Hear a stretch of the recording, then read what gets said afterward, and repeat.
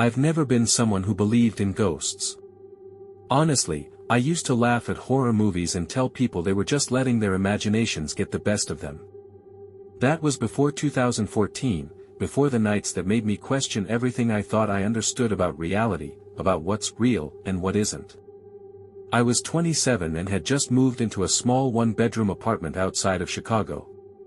It wasn't much, but it was quiet, cheap, and I liked the idea of living alone. I had just gone through a breakup and wanted to start fresh.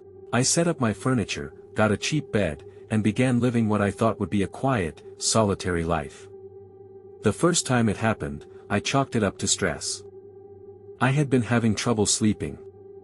That night, I woke up around 3:15 a.m. with a strange, electric feeling in my body. I couldn't move. Not my arms, not my legs, nothing.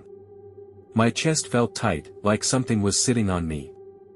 I tried to scream, but no sound came out. And then I saw him. In the doorway to my bedroom was a tall, dark figure. Solid black. No features. Just a silhouette, except he had a hat. A wide-brimmed, old-fashioned hat like something out of the 1940s. He didn't move. He just stood there, watching me. Every instinct in me screamed to move, to run, but my body refused to listen. The room felt colder, darker, like the air was heavy. After what felt like hours, but was probably only minutes, I could move again. I gasped, rolled out of bed, and turned on every light in the apartment. The hallway was empty. The front door was locked. Nothing had been disturbed. I barely slept the rest of the night. A few nights later, it happened again. Same time, between 3 and 4 a.m. Same feeling, frozen, paralyzed, eyes wide open. And there he was again. In the doorway. Watching. Closer this time. I didn't tell anyone at first because it sounded insane. I googled the symptoms and learned about sleep paralysis. It made sense. But what didn't make sense was how consistent the figure was. Every time, the same hat.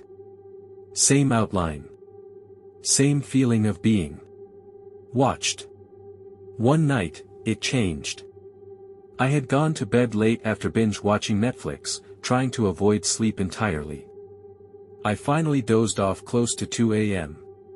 And again, I woke up paralyzed. Only this time, he wasn't in the doorway. He was standing beside my bed. I couldn't see his face, there was no face, but I could feel his presence like something pressing into my skin. My mind screamed. I was crying without tears. He leaned down, and I swear I felt a whisper brush against my ear. "You can't stop me." Then everything went black. When I woke up, the lights were on. My phone had been moved off the nightstand to the floor. And the clock. It read 4:44 a.m. I moved out within a month. I didn't care that I broke the lease. I couldn't sleep. I started researching more and found other people online describing the exact same figure. The Hat Man. They described the paralysis, the sense of dread, the feeling of being watched. Some believed it was a ghost. Others said it was something darker, something demonic. Some believed he was a warning, others that he fed off fear. What terrified me most wasn't the entity itself, but the fact that so many people saw the exact same thing. Across cultures, across time zones, across generations. I haven't seen him since I moved. But sometimes, when I wake up in the middle of the night and glance at the door, just for a second, I feel that same cold weight on my chest.